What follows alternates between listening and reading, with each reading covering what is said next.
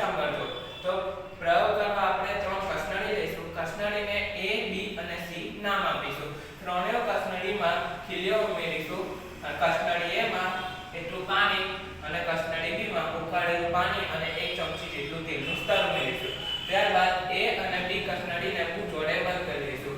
કસનળી C માં આપણે નિર્જલ calcium chloride ઉમેરીશું અને ત્યારબાદ જોડે બંધ કરી દઈશું। જેથી શું થશે કે જે નિર્જલ કેલ્શિયમ ક્લોરાઇડ જે કસનળીમાં જે ભેજવાળી હવા હશે તે બધી શોષી લેશે।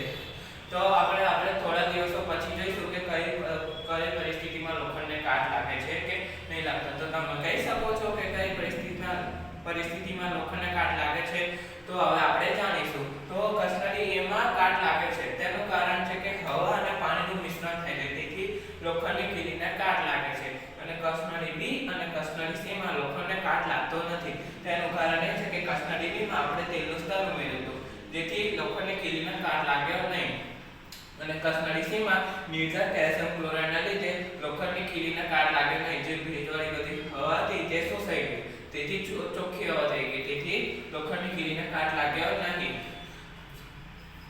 હવે તમને આ પ્રયોગમાં ખ્યાલ આવી ગયો હશે કે લોખંડને કઈ પરિસ્થિતિમાં કાટ લાગે છે કે કઈ પરિસ્થિતિમાં લોખંડની ખીલીને કાટ લાગતો નથી। તો કસનળી A માં લોખંડની ખીલીને કાટ લાગે છે અને કસનળી B અને C માં લોખંડની ખીલીને કાટ લાગતો નથી। Okay, thank you. જો તમને આ વિડિયો ગમ્યો હોય તો લાઈક, શેર અને સબસ્ક્રાઇબ